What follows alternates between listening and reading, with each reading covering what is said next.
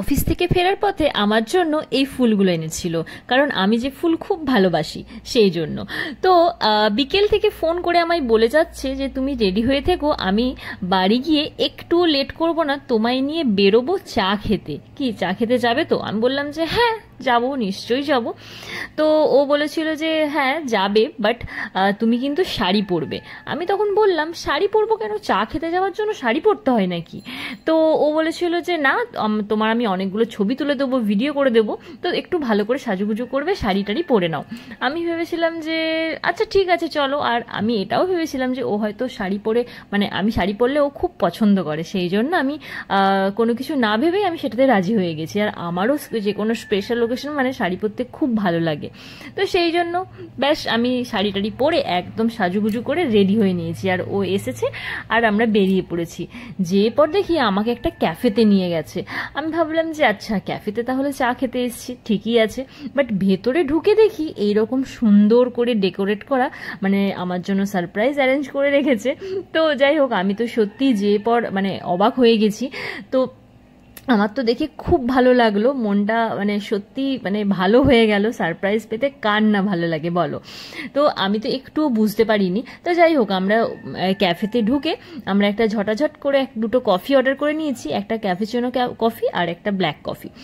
আর তারপর এই যে কেক কাটিং শুরু, দেখতেই পাচ্ছ আমার জন্য একটা কেকও নিয়ে গেছিলো বরমশাই। তো যাই হোক, আর সুন্দর করে ভিতরটা সাজানো করেছিল, মানে আমাদের অ্যানিভার্সারির জন্য। আর এই ক্যাফেটার অ্যাম্বিয়েন্সটা এতটা সুন্দর, সত্যি কথা বলতে আমার দারুণ লেগেছে। আর সব থেকে যেটা বেশি ভালো লেগেছে, এই যে দেখো বাইরে ক্যারাম বোর্ড রাখা আছে। আমাদের বাড়িতে না, মানে ছোটবেলাতে আমরা ক্যারাম খেলতাম, আমাদের বাড়িতে ক্যারাম বোর্ড ছিল। আমি, ভাই, দিদি, কখনো বাবা বা কখনো কাকা, চারজন মিলে এরকমভাবে খেলতাম। সত্যি অনেক দিন পর এই ক্যারাম খেললাম, মনটা সত্যি সেই ছোটবেলাকার কথা মনে পড়ে গেল। ছোটবেলায় খেলতাম, ভালো লাগতো। তো এখনো হাতে এই ক্যারামের গুটিটা পেয়ে মানে একটা আলাদাই মজা হচ্ছিল। তো ওকে বললাম যে ঠিক আছে, আমার এখন 10-15 মিনিট খেলি, তারপর আবার ভেতরে যাব। আমরা তো এই জাস্ট কফি খেয়ে এলাম, তারপর ভেতরে যাব। ও বললো যে ঠিক আছে চলো খেলা যাক। তো দুজন মিলে সেই জন্য দাঁড়িয়ে দাঁড়িয়ে ক্যারাম খেলছিলাম।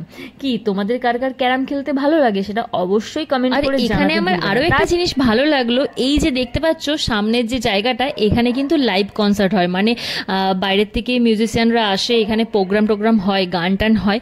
বাট ওটা সানডে হয়, প্রত্যেক দিন হয় না। তো যাই হোক, আরও একদিন আসবো এখানে সানডে এই প্রোগ্রাম দেখার জন্য স্পেশালি।